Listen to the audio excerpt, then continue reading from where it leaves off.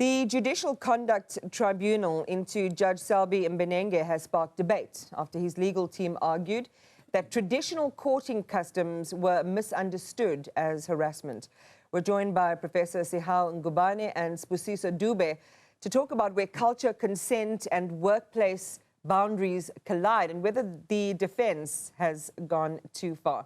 Thank you so much for being with us this morning. Sibusiso is in the studio with me. Sorry for shortening your name. It's fine. You can call me Sibu. It's an absolute pleasure to be here. Thanks. Thank you. And I mean, it's an important subject. I wonder if we've got Professor Ngubane on the line. We don't have him on the line just yet. And I wanted him first because I really wanted to talk about setting the scene and the context in terms of cultural nuances and practices. But I don't know if you can cover this one for me, Sibusiso. When we heard Advocate Muzi Sekakani yesterday talk about no means no, failing to consider cultural practices like ukushela or ukukomba, where persistence is part of that courtship dance and courtship ritual. From your perspective, how should we be understanding the role of language and cultural nuance in romantic pursuits, especially in these cultures? I don't know if you want to go for this one. Sure. I mean, I can certainly talk from a workplace perspective, right? And once we get to the workplace, then the game changes. I think it's become commonly known that if you want to pursue a colleague, if you want to pursue someone in a position lower than you, you take a risk. And in instances where someone tells you that, no, I am not interested, then you should stop right there and then. Because if you do persist, if you continue trying to persuade the person, because, you know, sometimes as men, we tend to think that, no, women are there to be persuaded. And that may work outside of the workplace, but in a workplace context, once someone has said no, that's where it should end. And that's really the point I think Dr. Lisa Vetten was pushing back on and saying, it doesn't matter if I don't understand the cultural nuances and practices. What are the rules when it comes to the constitution, policy frameworks inside companies and company policy itself? And that part really is to the framework of the terms of reference. Did the judge overstep his bounds as a man in a position of power over a junior? Just really spell out some of the details, Sibusiso, in terms of the labor regulations when it comes to sexual harassment. Sure. I think when we talk about sexual harassment, we need to know first and foremost that it is seen as a form of unfair discrimination. That's in terms of the Employment Equity Act.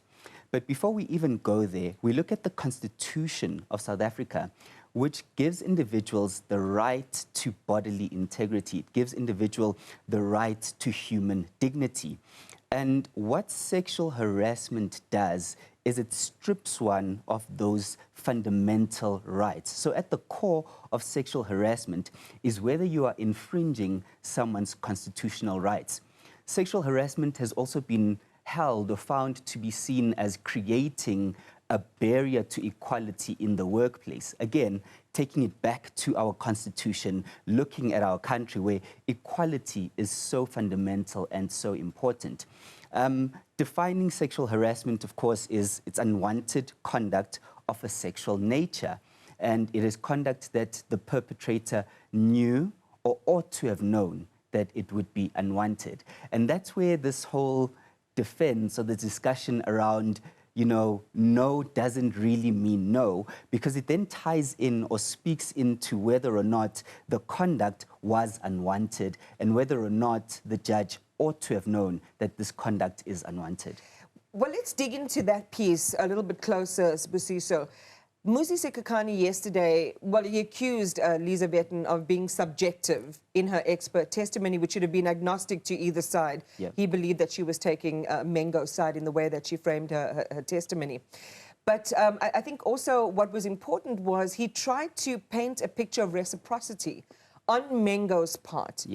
She was trying to explain the context in which reciprocity is authentic reciprocity or coerced reciprocity in a way. So I'd like for you to just tease that out for us. When the accused is saying, but she played along, how do you measure the weight of how somebody responds to those overtures against the law in this country? Or is it blurry? Well, that is a tricky one, but I think to answer the question is, if you consent initially, it doesn't always mean that the consent is there. So if at some point you decide that I no longer want to be engaged in this, then there is no longer consent. But further to that, you know, this is an issue that the courts have grappled with.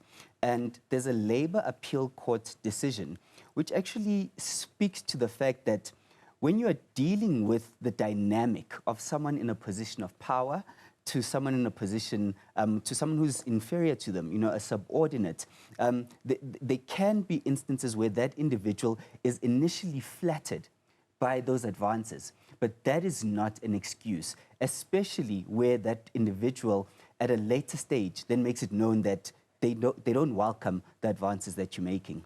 Just a quick one. We do have Prof on the line now, but I want to just talk about the timeline of things. Say initially you're flattered, then you say no, but then you re-engage, and then you disengage. How is that weighted in the law? Yeah, and that's a very difficult timeline, you know, but I think that at the point where someone makes it known to you that I no longer want to engage in this type of conduct or relationship, that's where it should stop. All right, let's bring in Professor Ngubane. And Prof, good morning to you. Thank you very much for your time. Appreciate it. I'll put the first question that I was going to ask, that I've already asked to Sibu, to you as well. In Advocate Sikhakhany's argument about no meaning no, failing to consider cultural practices like ukushela or ukukoma, where persistence, as we've talked about, is part of that courtship. So I wanted to understand the role of language and culture or cultural nuance in romantic pursuits. Are they still relevant in modern settings, particularly in a hierarchical institution like the judiciary? Yes, thank you very much, Imani, for the question. I think there is a sensitivity and tension between tradition and the modern society. There is a huge erosion of culture in the modern times. But the traditionalists will say that ukushela nokukoma is a long process and it's not something that you can engage in overnight. But in terms of the language is always indirect, because you know that issues of sex and sexuality are a taboo in the Zulu society. So we never speak of sex, and we sometimes use euphemism and also some gestures when we want to communicate something. And what is more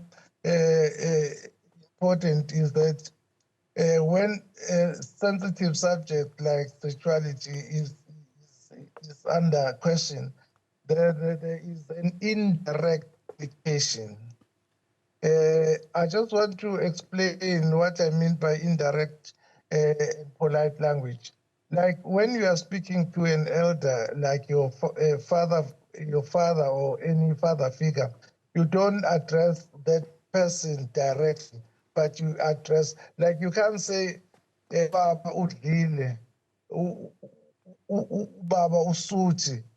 But you make it like we are speaking to a third person, not a direct person. So this is what happens in terms of the cultural and linguistic nuances. I want to follow up on that, but I quickly want to insert this question. Sikhakhany suggested that outsiders to Xhosa or Zulu culture may misread courtship interactions, and I think you've shed some light on that now. Can linguistic expressions of affection or desire in a mother tongue be misinterpreted when assessed through a Western legal or psychological framework? In other words, what responsibility then do experts have to bridge that cultural gap?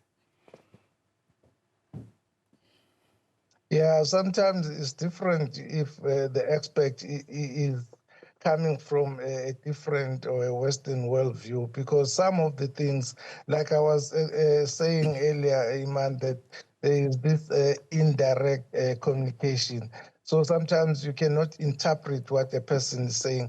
Like, just to give you an example, in the African tradition, silence does not mean consent. So sometimes I heard Sibusiso trying to explain this, that the issue of the power dynamics, if you are speaking to somebody who's senior, then you may not be able to utter words that will confront the person that you are addressing. So that's why it is difficult to interpret, because some of the communication is gestures. Yeah.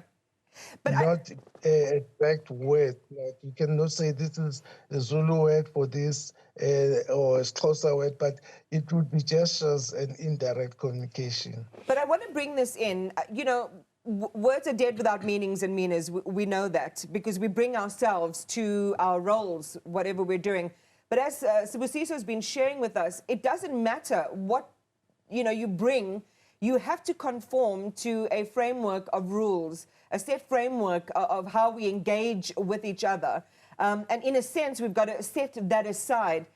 How do you, I mean, how would you explain or guide people then who have very strong cultural beliefs, for example, in a professional setting?